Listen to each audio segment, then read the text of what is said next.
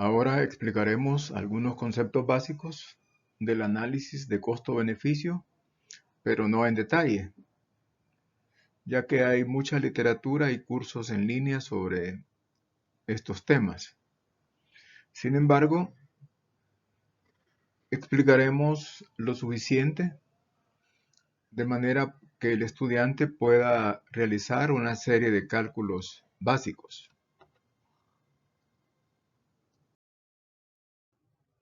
En primer lugar, cada proyecto tiene costos e ingresos.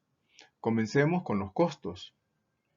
Esto es un poco una simplificación, pero normalmente consideramos dos tipos de costos. El primero son los costos iniciales. Al comienzo del proyecto, deberá pagar una suma inicial de dinero para las inversiones iniciales. Por ejemplo, para instalar un sistema fotovoltaico o para aislar un edificio.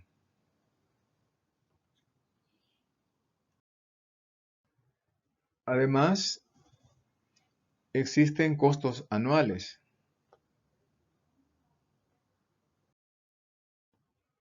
Estos costos incluyen, por ejemplo, los costos de operación y mantenimiento. Además, el seguro puede ser significativo, pero a menudo no solo hay costos, sino también beneficios.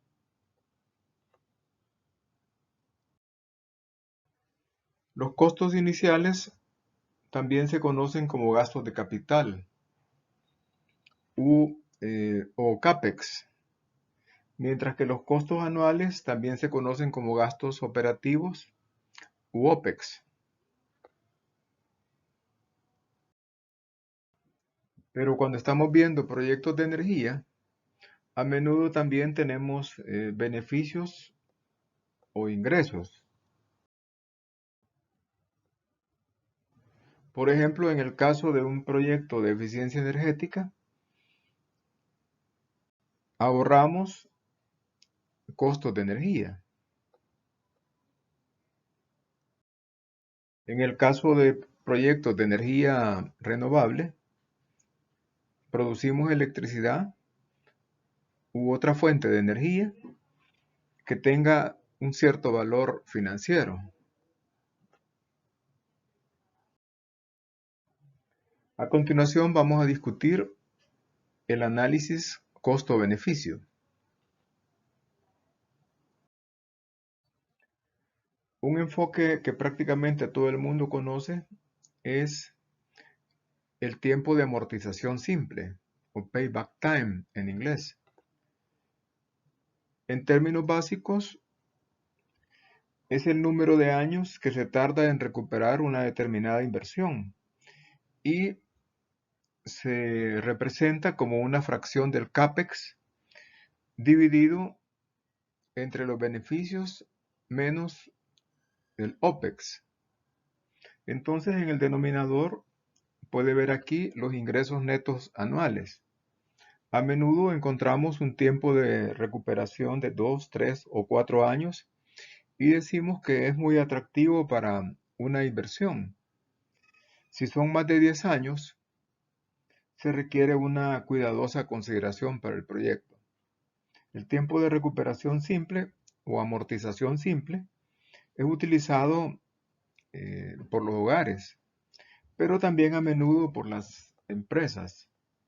Sin embargo, los economistas no consideran que el tiempo de amortización simple sea una medida muy exacta para el análisis de costo-beneficio.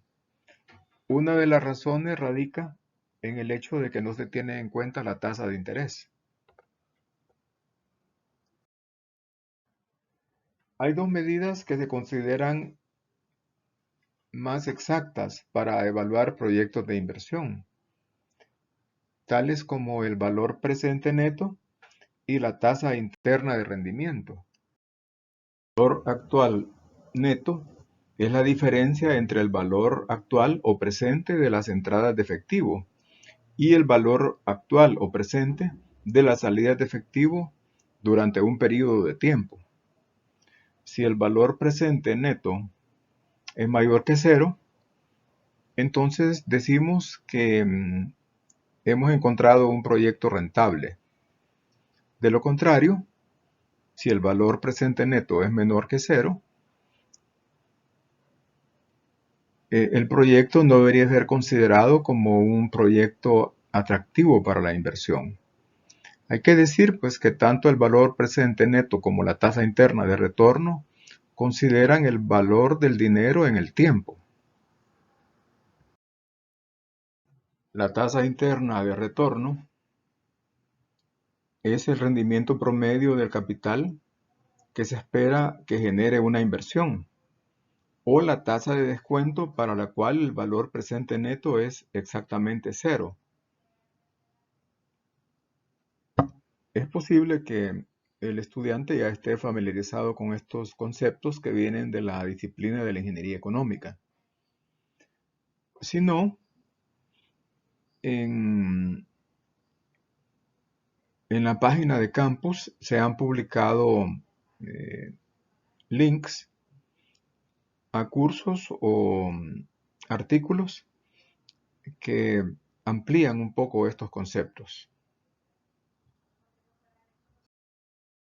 En este curso no utilizaremos estas medidas formalizadas de costo-beneficio, sino que adoptaremos un enfoque que en gran medida es equivalente. Lo que haremos es determinar siempre el costo anual de una medida. Para el OPEX esto es simple, ya que el OPEX es un elemento de costo anual por su propia naturaleza. Pero para el CAPEX es diferente, porque si realiza una inversión inicial, debe considerar el hecho de que no solo necesita devolver la inversión, sino que también debe pagar intereses. Entonces, por eso es que calculamos el costo anual como el CAPEX multiplicado por un factor de recuperación de capital.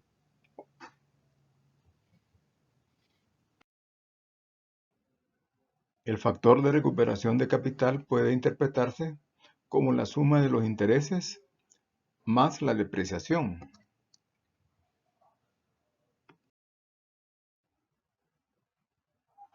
Ahora usted puede preguntarse, ¿qué es el factor de recuperación de capital? Es una medida que depende de dos factores, la tasa de descuento y el periodo de depreciación. Aquí hay una tabla a la que podemos usar para hacer los cálculos de la mayoría de ejemplos simples que se presentan en este curso. El método de cálculo exacto, analítico, pues se puede encontrar en uno de los links publicados en Campus.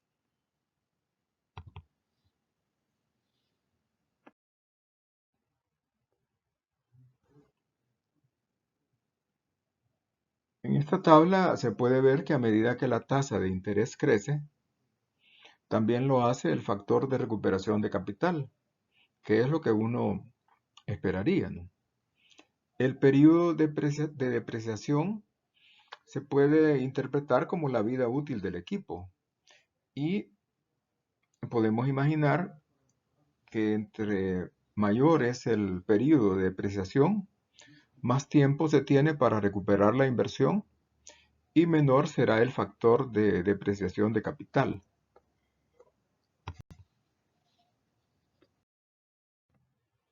Por lo tanto, el factor de recuperación de capital aumenta con la disminución del periodo de depreciación.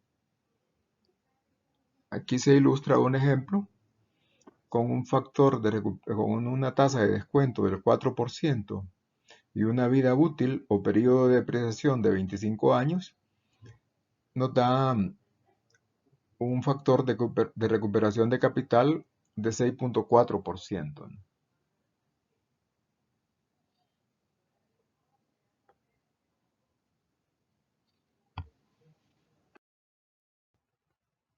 Antes de pasar al análisis costo-beneficio de las medidas climáticas, podemos ver un ejemplo de cómo se puede utilizar este enfoque. Lo usaremos para calcular el costo nivelado de la energía, que aparece con las iniciales en inglés LCOE, Levelized Cost of Energy. El costo nivelado de la energía se utiliza para calcular el costo de la energía teniendo en cuenta todos los elementos de costo. Por ejemplo, puede utilizar el enfoque para varios tipos de producción de electricidad.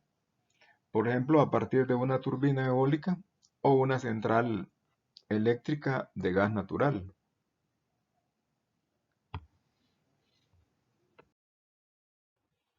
Aquí se puede ver el enfoque. En el numerador vemos los costos anuales. Y esto es que en primer lugar aparece el CAPEX multiplicado por el factor de recuperación de capital. Los OPEX o costos anuales y mantenimiento se suman a estos costos anuales.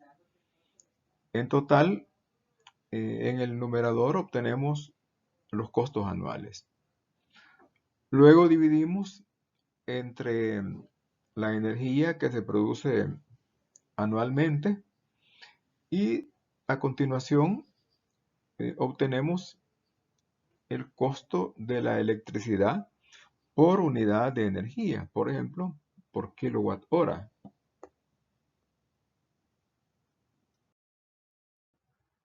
Veamos un ejemplo. Supongamos que se invierte en un sistema de energía solar en el techo de una vivienda. Además, se puede asumir que el sistema es de 3 kilowatts y que produce 3.600 kilowatt hora por año. La inversión inicial es de $5.500. Los gastos de mantenimiento son de $55 por año. Y digamos si se trata pues de una casa o un edificio para uso residencial, supongamos que se puede tomar una hipoteca adicional para pagar la inversión inicial y que la tasa de descuento es del 4%. El sistema durará 25 años, eh, al menos. Ahora, si volvemos a la tabla, veríamos que para esta combinación de 4% y 25 años, el factor de recuperación de capital será de 6.4%.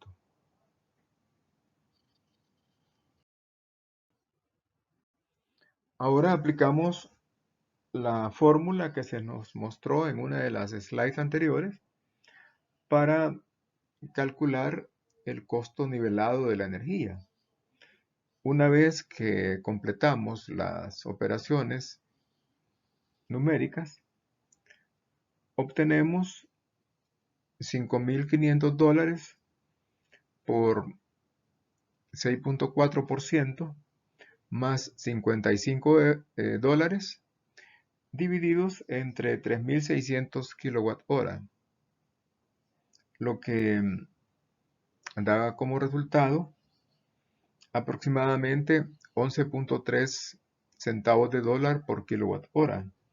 Entonces, ese es el costo nivelado de la electricidad. Se puede comparar con la electricidad, con el costo de la electricidad que se paga a la empresa distribuidora, ¿no?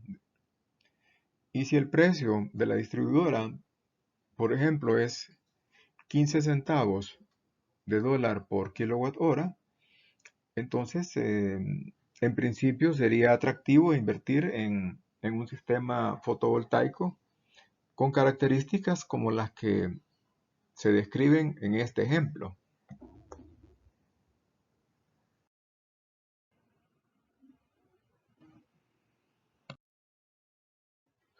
El costo nivelado de la energía se utiliza muy a menudo para comparar los costos de diferentes fuentes de energía, pero solo es una primera indicación de cuál será el costo de electricidad proveniente de una determinada fuente.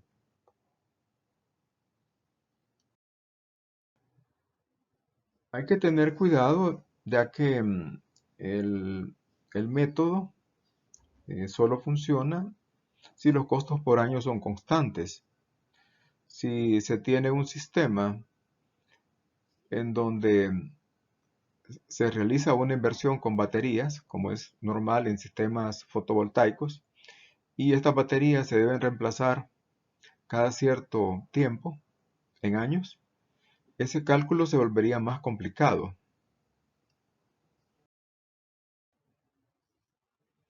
Una desventaja más importante de este enfoque es que no tiene en cuenta los costos del sistema, especialmente en los casos de la energía eólica y solar, y si se pasa a tasas de penetración significativas de estas fuentes, digamos más del 70%. Entonces el costo de la integración del sistema puede ser bastante sustancial, como estudiaremos en lecciones posteriores. Y estos costos deben tenerse en cuenta si se compara con otras fuentes de energía. Dicho esto, el costo nivelado de energía, o LCOE, es una medida muy útil para obtener una indicación de cómo se comparan las diferentes fuentes de energía eh, en relación a su costo. Este enfoque es solo una primera aplicación de cómo puede usar el costo anual en los cálculos de costo-beneficio. En las siguientes lecciones veremos cómo podemos usar el mismo enfoque para calcular el costo de la mitigación de gases de efecto invernadero.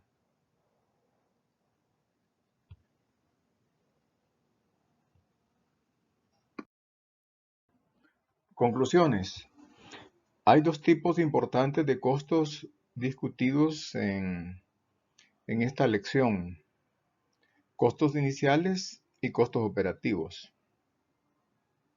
El análisis de costo-beneficio es una herramienta muy importante en el análisis de las inversiones de mitigación.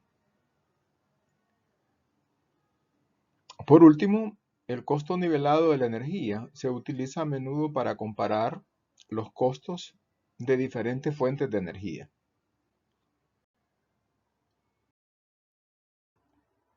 Veamos un ejemplo que aparece planteado como un ejercicio en la lección 2 de la semana 3. Se desea instalar una turbina eólica y calcular el costo nivelado de la energía en euros por kilowatt hora. Además, se nos pide redondear la respuesta a 2 puntos decimales. La inversión está redactada pues de manera, digamos, un poco particular, 1.500 euros el kilowatt, pero sin embargo en el mundo de la energía pues se suelen, digamos, esto se suele interpretar como el costo unitario, ¿no? Por unidad de potencia, ¿no? Costos de mantenimiento y operación, 50 euros por kilowatt. La tasa de descuento es del 10%. La vida útil, 25 años. Y se asume una producción de 3.000 kWh por kilowatt por año. Aquí tenemos la tabla en la que podemos calcular los valores de factores de recuperación de capital. Entonces hemos dicho que tenemos una tasa de descuento del 10% y una vida útil de 25 años, ¿no? Entonces esto nos da un factor de recuperación de capital del 11%, ¿no? Para este ejemplo. Aquí, digamos, están los cálculos eh, editados en una herramienta matemática. Entonces vemos pues que CAPEX 1500 euros por kilowatt, OPEX 50 euros por kilowatt, el factor de recuperación de capital es el 11%, hay que tener cuidado, ¿verdad? Y en las operaciones pues tomar en cuenta que es percentual. La producción son 3000 kilowatt hora por kilowatt por año, ¿verdad? Bueno, y también el CAPEX y el OPEX están digamos, por kilowatt, ¿verdad?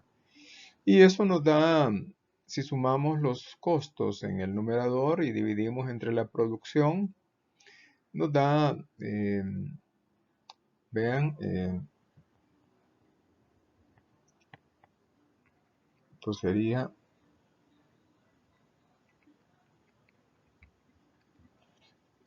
7.2 centavos de euro, ¿verdad?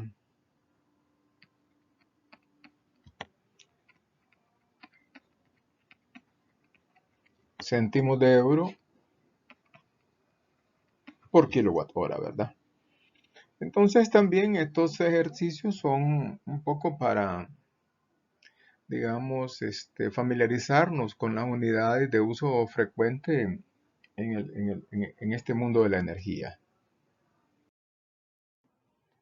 Aquí tenemos una captura de pantalla parcial de la página de nuestro curso en campus, correspondiente pues a los recursos y actividades que se han publicado para la semana 3. Entonces, bueno, eh, un recurso que falta es este video porque en este momento lo estamos grabando, ¿verdad? Pero se va a ver muy pronto ahí. Además, se ha publicado un link para un video que es de introducción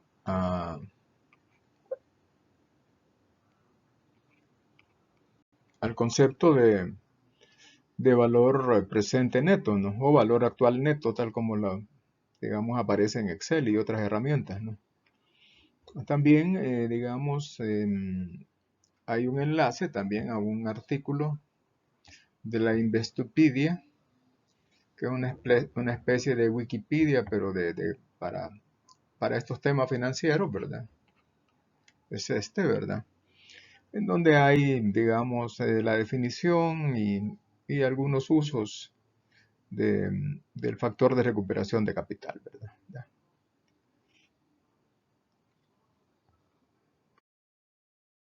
Finalmente, uno de los sitios cuyo link pues, se publicó en Campus nos lleva a este artículo de la Investopedia, ¿verdad?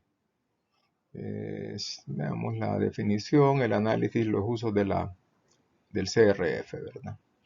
Y con esto concluimos, pues, el, el- el material relativo a la lección 2 de la semana 3.